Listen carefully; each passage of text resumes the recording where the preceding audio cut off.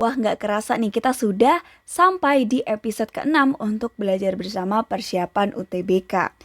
Di soal kali ini, soalnya adalah 5 orang pengunjung berbaris di sebuah antrean kasir. Tony membayar belanjaannya tepat setelah Rini selesai membayar. Joko harus membayar secara cepat agar tidak tertinggal bus. Santi memiliki kebiasaan memilih barang secara teliti sehingga membutuhkan waktu paling lama dalam berbelanja.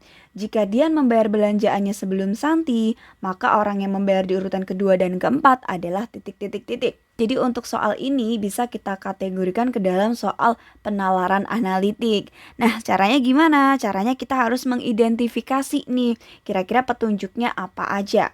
Yang pertama di sini ada 5 orang ya yang akan membayar. Terus yang kedua adalah Tony membayar belanjaannya tepat setelah Rini. Kalau dia tepat setelah Rini, berarti otomatis kalau di sini Rini, setelah itu harus Tony, nggak boleh diselip sama orang lain. Terus selanjutnya adalah Joko harus membayar secara cepat agar tidak tertinggal bus. Maka otomatis di sini Joko ada di nomor pertama ketika membayar. Terus berikutnya, Santi memiliki kebiasaan memilih barang secara teliti sehingga membutuhkan waktu paling lama dalam berbelanja.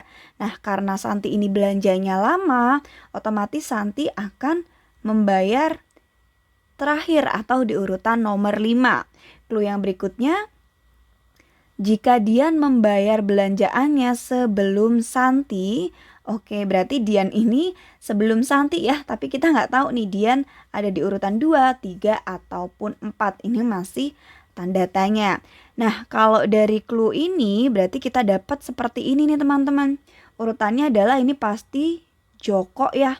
Nah, di sini Santi. Karena Rini dan Tony ini dia harus berdampingan, bisa kita tulis seperti ini, Rini, Tony. Nah, di sini ada si Dian. Atau kemungkinan keduanya adalah di sini Joko. Nah, di sini Santi. Boleh jadi Dian adalah di urutan kedua. Karena nggak dijelaskan bahwa Dian itu harus tepat sebelum Santi. Intinya adalah Dian sebelum Santi nih. Tapi dia nggak tahu di urutan kemana. Tapi yang jelas adalah sebelum Santi. Nah, setelah Dian ini baru kita taruh si Rini dan si Tony. Jadi kalau seperti ini, orang yang membayar di urutan kedua dan keempat adalah kalau nggak Rini dan Dian, Dian dan Tony. Nah, di sini Rini dan Dian ada, jawabannya adalah pilihan yang C. Nah, Dian dan Tony nggak ada teman-teman ya, berarti ini memang jawabannya tunggal nih, yaitu yang C. Gitu ya teman-teman ya. Jadi ingat kalau penalaran analitik kita harus jeli, ini harus teliti membaca petunjuk-petunjuk yang ada untuk menemukan urutannya. Semoga membantu ya. See you. Assalamualaikum.